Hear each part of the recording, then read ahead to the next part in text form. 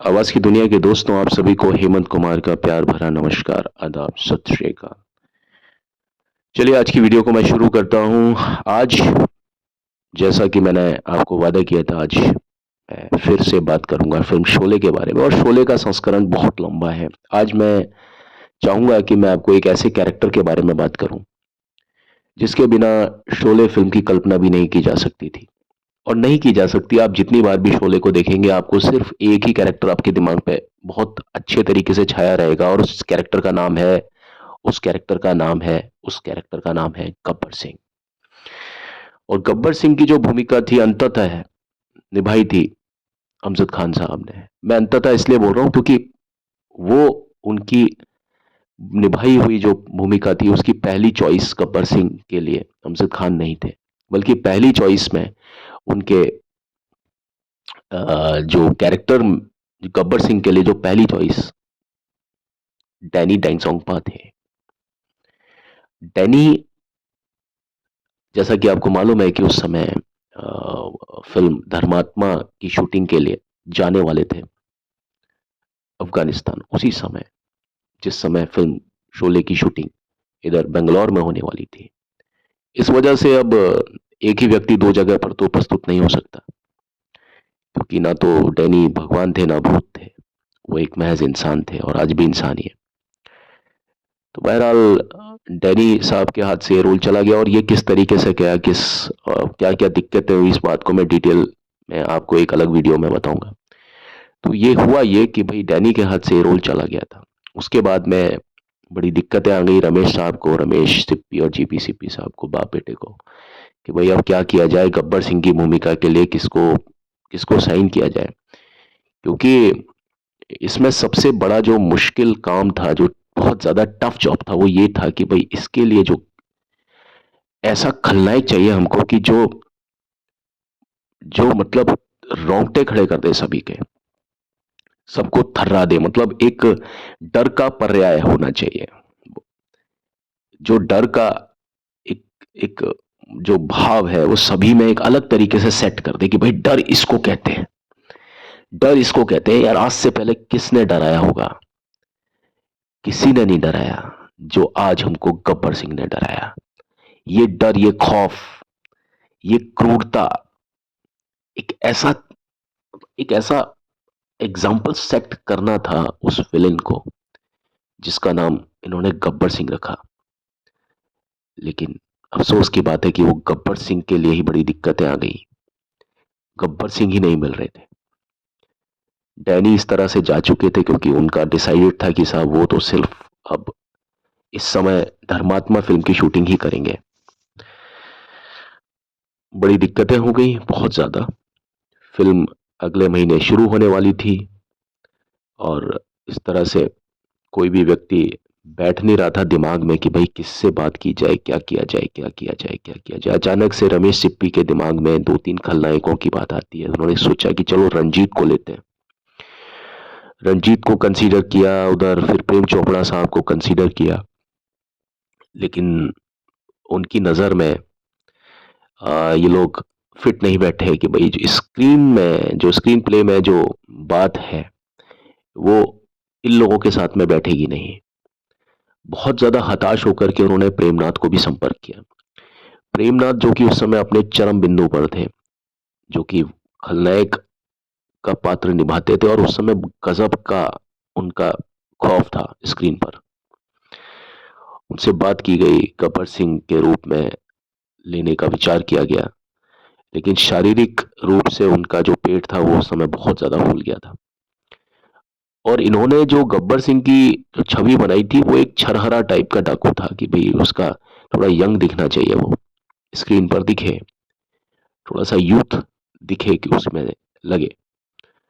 और इधर जो प्रेमनाथ साहब थे वो थोड़े अधेड़ और इस टाइप के दिख रहे थे, और पेट वगैरह भी काफी फूल गया था।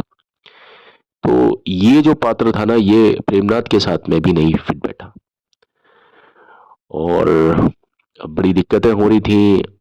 क्या किया जाए, क्या किया जाए, क्या किया जाए। उसी समय अमजद खान साहब का नाम आता है सबके सबके तो मैं नहीं कहूँगा जहन में, लेकिन सलीम खान साहब के जहन में ये नाम आया, जो कि इस फिल्म के डायलॉग राइटर्स हुआ करते थे, सलीम खान और जावेद अख्तर। तो जावेद अख्तर साहब ने एक बार जिक्र किया था सलीम खान साहब के सामने कि उन्होंने बताया था कि यार 1963 में वो एक बार दिल्ली गए थे। दिल्ली में ताल कटोरा एक गार्डन है, सभी जानते हैं। तो वहां पर एक वार्षिक युवा महोत्सव, एनुअल यूथ फेस्टिवल हो रहा था, और वो आज भी होता है हर साल। वहां पर ऑल ओवर इंडिया की यूनिवर्सिटीज आती हैं और अपनी अपनी प्रदर्शन, अपना अपना प्रेजेंटेशन, अपना जो भी कोई है, मतलब आर्ट एंड कल्चर, वो सारी चीज़ों को वहाँ डिपिक्ट किया जाता है, ड्रामा और इस तरह से जो भी, जैसे हमारे यहाँ पर होता है जयपुर में, जैसे महोत्सव होता है, कवि महोत्सव होता है, उसी तरीके से वहाँ पर भी इस तरह से होता है।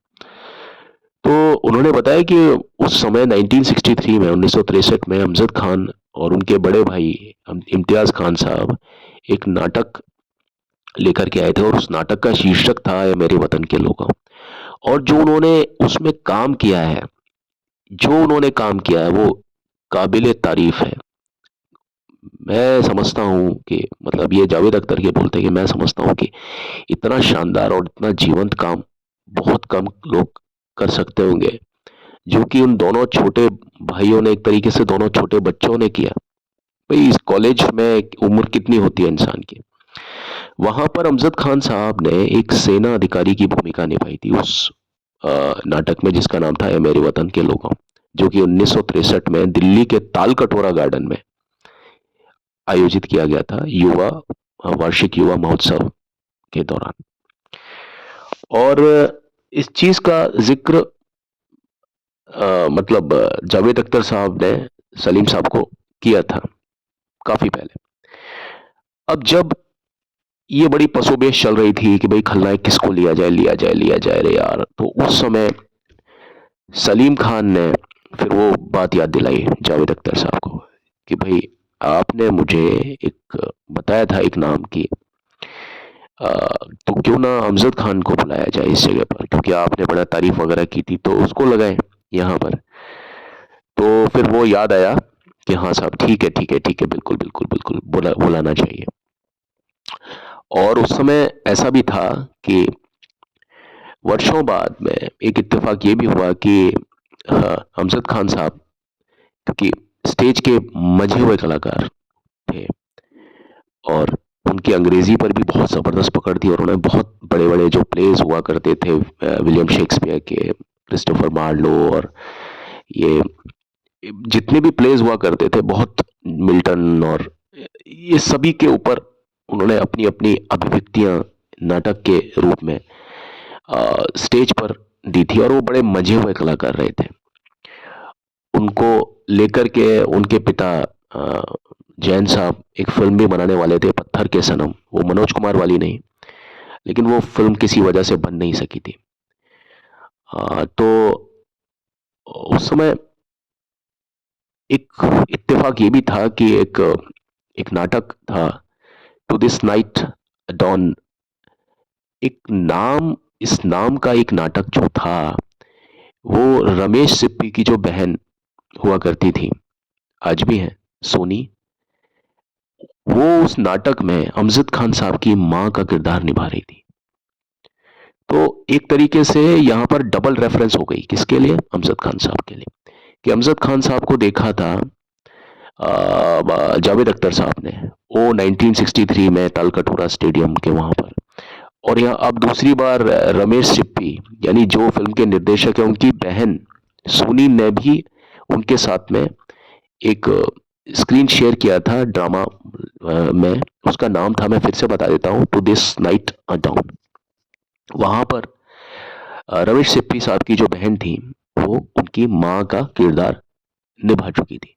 उधर उन्होंने भी बड़ी तारीफ वारीफ की कि भाई अमजद है जो बहुत गजब का काम करता है, और इस तरह से। तो इस प्रकार सलीम साहब के सामने वो दोनों ही रेफरेंसेस सलीम साहब को याद थे। सलीम साहब की जो याददाश्त है बहुत ज़बरदस्त है, कभी इसके बारे में भी हम लोग बात करेंगे। तो उनको ये बात याद आई कि भैया आप एक काम करो, उसको बुलाओ। मुझे ऐसा लगता है कि वो कुछ हमारी फ़िल्म के लिए मेरे ख़्याल में डेस्टिन्ड है, कि लगता है कि भई वो कुछ उनका योगदान है हमारी फ़िल्म में। तो डैनी तो जा चुके थे, मैं जैसा कि आपको बताऊँ, तो इत्तेफ़ाकन उस समय ये भी हुआ कि देखिए, जब कुछ होने वाला होता है ना, तो आपने ये फ़िल्मी डायलॉग नहीं है, ये बात सच है कि कायनात भी आपके साथ हो जाती है। तो फिर एक इत्तेफ़ाक ये भी हुआ कि सलीम खान साहब की मुलाकात उस समय, फिर उसी दरमियान, उसी दौर में एक बार बांद्रा बैंडस्टैंड पर अमजद खान से खुद हो गई, आमने-सामने। और सलीम खान साहब ऑलरेडी अमजद खान के पिता यानी जैन साहब को जानते थे, जैन साहब को जानते थे। और अमजद खान जो थे वो छोटे थे, और इम्तियाज़ खान जो थे वो बड़े थे। तो सलीम साहब जैन साहब के घर पे आते-जाते रहते थे, और वहाँ दोनों के बीच में एक विनम्र बातचीत शुरू हुई। और सलीम साहब ने अमजद खान से डायरेक्टली बात करके उनसे पूछा कि भाई काम-वाम क्या कर रहे हो तुम, और ये वो। तो अमजद खान के पास में कोई काम-वाम तो था नहीं, बस वो छोटी-मोटी भूमिकाएँ थिएटर में किया करते थे, लेकिन भाई मंझे हुए कलाकार थे वो बहुत ज़्यादा। तो सलीम ने उनको देखा, उनका डील डॉल देखा अमजद खान साहब का, तो बड़े इम्प्रेस्ड हुए। उनको लगा कि यार ये मेरा जो गब्बर सिंह का जो रोल है वो ये बहुत अच्छा कर सकते हैं। और उनको लगा कि भई ये इस चीज़ में बिल्कुल फिट बैठेंगे। लेकिन फिर भी सलीम खान ने बोला अमजद खान से कि बेटा, मैं आपसे कोई वादा तो नहीं कर सकता हूँ, लेकिन ये जो फ़िल्म में जो गब्बर सिंह की भूमिका है ना, बहुत बड़ी है, बहुत ज़्यादा चैलेंजिंग है। तो मैं तुम्हें डायरेक्टर के पास ले जाऊँगा, रमेश सिप्पी के पास में। अगर ये रोल आपको मिल जाए तो आपकी कोशिश से, अगर ये रोल मिल जाए तो ये आपकी किस्मत है, और अगर ये रोल आपको मिलता है तो ये आपकी ज़िंदगी को पलट देगा। और मैं ये बताना चाहूँगा आपको कि इस फ़िल्म का सबसे बेहतरीन रोल है, क्योंकि ये फ़िल्म टिकी ही खलनायक पर है। शोले फ़िल्म से अगर खलनायक को हटा दिया जाए तो शोले में कुछ नहीं बचेगा। जैसे खलनायक में से संजय दत्त वाला पोर्शन अगर खलनायक को हटा दिया जाए तो कुछ नहीं बचेगा, उस तरह से। तो ऐसा लग रहा था उस समय कि भई अमजद खान साहब ही इस भूमिका के लिए बिल्कुल बिल्कुल उपयुक्त हैं। लेकिन उस समय उनको कोई जानता नहीं था फ़िल्म इंडस्ट्री में। क्या वो फ़िल्म को आगे लेकर के जा सकते थे? क्या उनके कंधों पर इतना भार दिया जा सकता था? भई बड़ा मुश्किल होता है ये कहना कि क्या ये पात्र फ़िल्मों में भी उतना ही अच्छा अपने झंडे गाड़ देगा जितना कि ये अच्छा कलाकार माना जाता है स्टेज पर, मंच पर। ये 2 एक अलग चीज़ हो सकती है। बहरहाल सलीम खान साहब ने अमजद खान साहब को बोला कि आप अपनी दाढ़ी-वाढ़ी बढ़ाओ और फिर हमसे आकर के मिलो आप। तो बाद में जब सलीम खान साहब जब पहुँचे अपने ऑफ़िस वग़ैरह, और उन्होंने जाकर के जावेद अख्तर को भी बताया कि भई मैं मिल लिया हूँ उनसे, अमजद खान साहब से, और मैंने उनको हिदायत वग़ैरह दे दी है।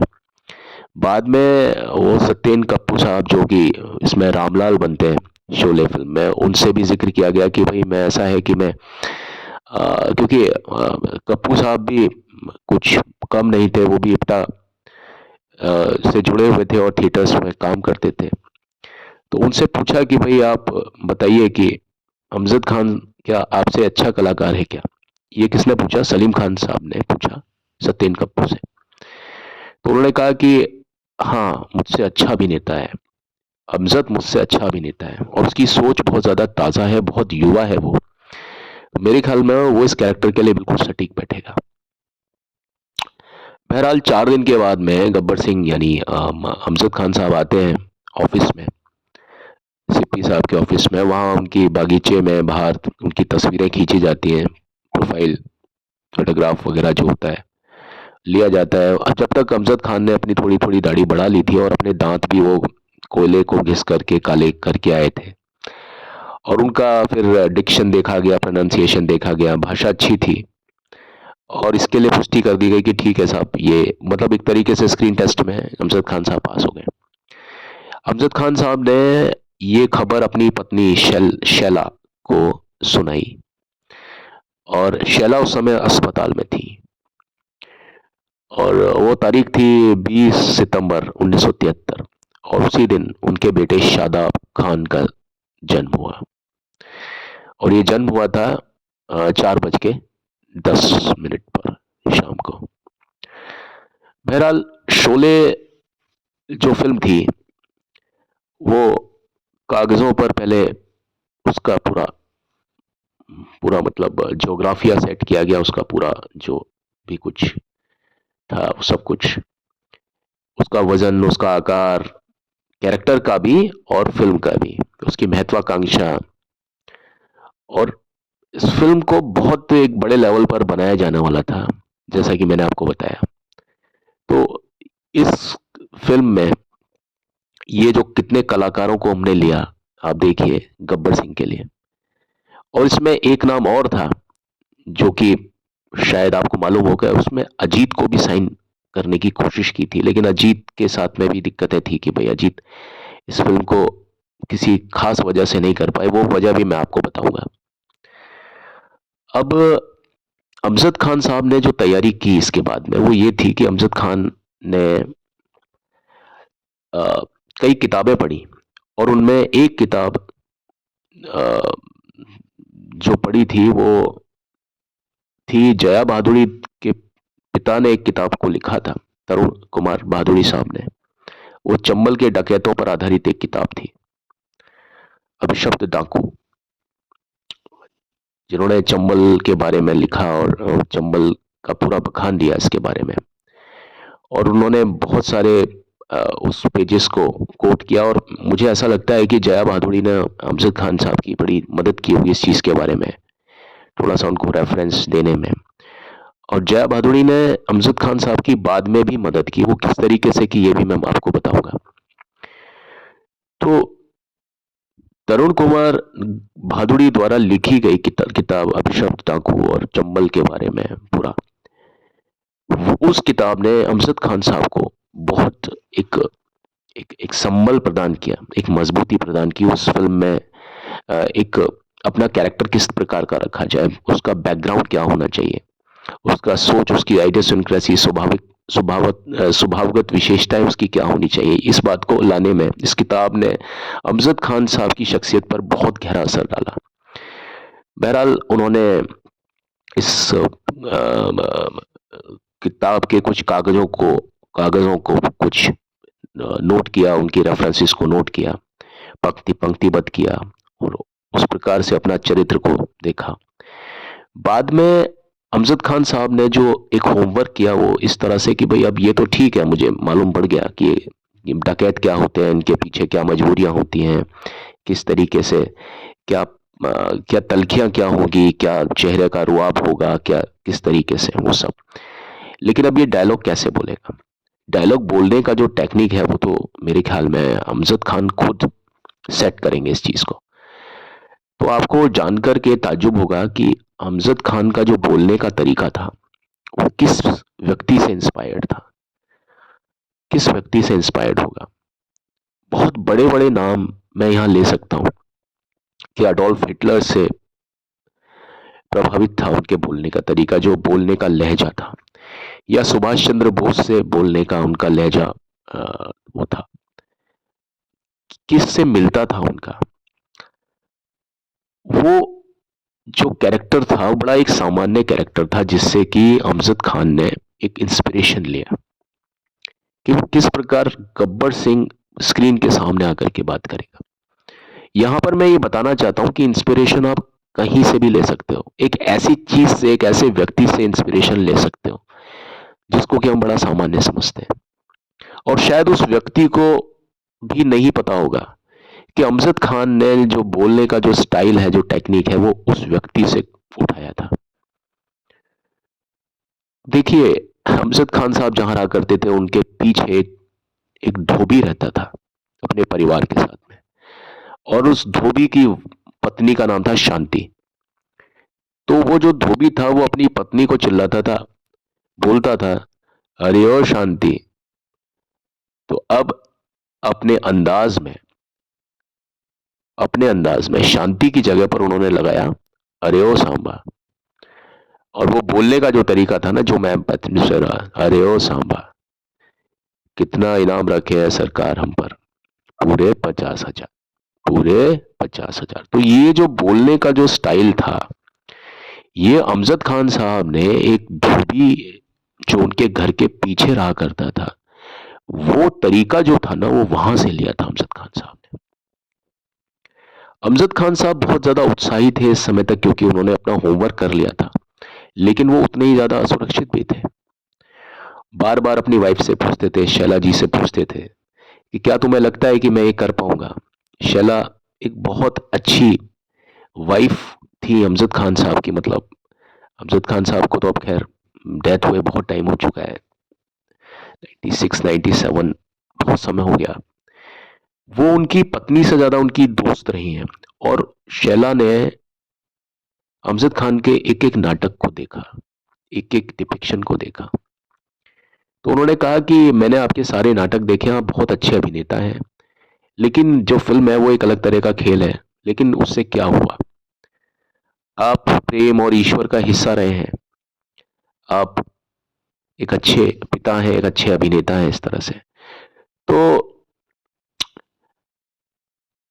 ये था कि भाई अमजद खान साहब को बेंगलुरु के लिए निकलना था। उन्होंने अपने सिर के ऊपर कुरान को रखा, प्रार्थना की। हालांकि अमजद खान साहब नास्तिक थे, वो ज्यादा, मतलब इतना ज्यादा वो कर्म को विश्वास करते थे ज्यादा।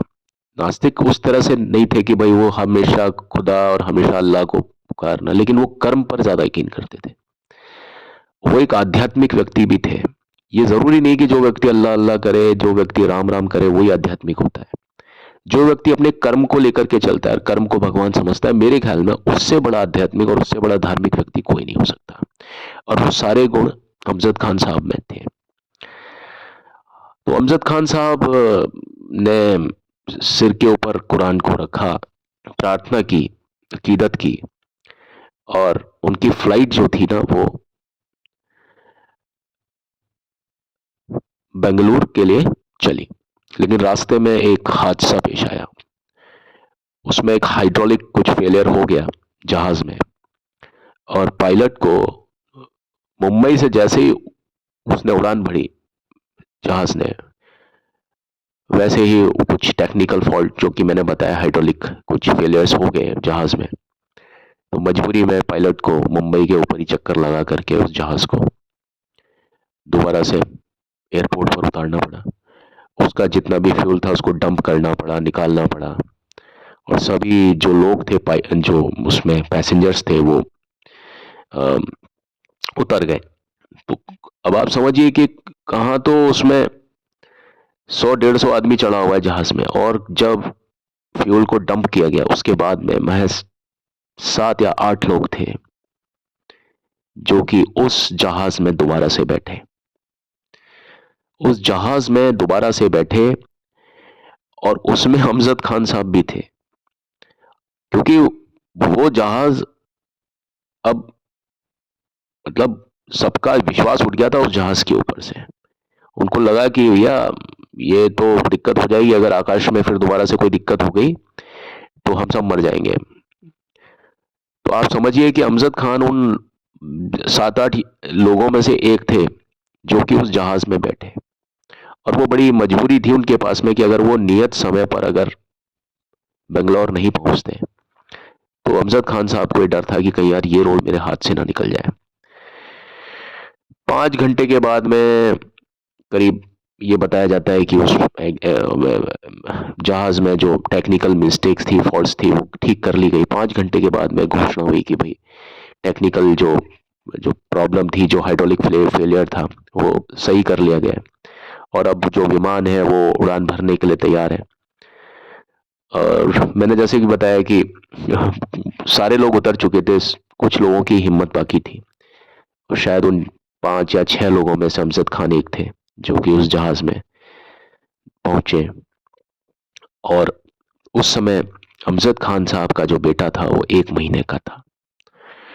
और अमजद खान साहब के साथ में प्रॉब्लम की, यार मैं अपनी फैमिली को संभालूं, मेरा बेटा भी हुआ है, मेरी मेरी बीवी है, मेरा बच्चा है, मैं खुद हूँ, लेकिन उनके दिमाग में एक चीज थी कि भाई अगर यह जहाज अगर अब दुर्घटनाग्रस्त हो गया तो ये जो रोल है ना मेरा, ये डैनी को मिल जाएगा। तो अमजद खान साहब जब जहाज में चले तो उनके दिमाग में, हालांकि पत्नी जिससे वो बहुत प्रेम करते थे, अपने पत्नी तो थी, उनकी दोस्त ज्यादा थी शैला जी, और अपने 1 महीने का जो दुधमुहा बेटा शादाब, जो बाद में फिल्मों में आया था, राजा की आई की बारात और मेहंदी ऐसी फिल्मों में आए, उसकी तरफ तो ध्यान उनका कम था। बाकी उनका ध्यान किस चीज पर ज्यादा था कि अगर जहाज को कुछ हो गया फिर से तो ये रोल मेरे हाथ से चला जाएगा, और किसको मिल जाएगा? डैनी को मिल जाएगा। अब देखिए काम की कितनी भूख थी, कितनी ललक थी लोगों को, और यही प्रोफेशनलिज्म होता है। बहरहाल इस फिल्म में डैनी साहब तो इसका हिस्सा नहीं बन पाए, लेकिन बाद में ऐसा हुआ कि जब ये फिल्म हिट हो गई तो डैनी खुद मिले रोड के इस पार, अमजद खान थे रेव रोड के उस पार, डैनी साहब थे, दोनों ही अपनी गाड़ियों में थे। डैनी ने अपनी गाड़ी को रोका, दौड़ते हुए आए, अमजद खान के गले लगे और उसकी बहुत तारीफें की, बहुत ज्यादा।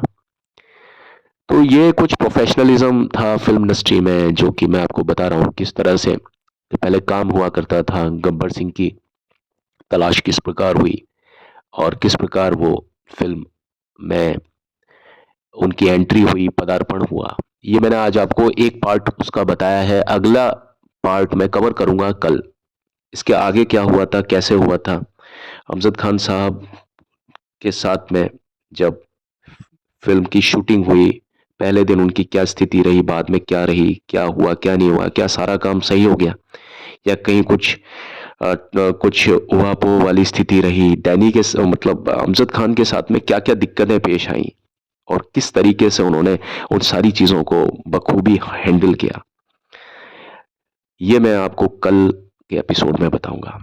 चलिए अभी तो मैं रुखसत लेता हूं आपसे, यह बोल करके कि अभी तो चलता हूं, लौट के मिलता हूं। और बस चलने से पहले मेरी आपसे वही एक रिक्वेस्ट है कि प्लीज प्लीज प्लीज मेरे चैनल को लाइक शेयर सब्सक्राइब जरूर कीजिए। आप सभी खुश रहें, आबाद रहें, मस्त रहें, यही चीज मैं अपने ईश्वर, अपने अल्लाह, अपने जीसस, अपने वाहि गुरु से चाहता हूं आप सभी के लिए। Take a very great care of yourselves and God will be with you ever and ever. Thank you and have a nice time. Bye. Bye bye.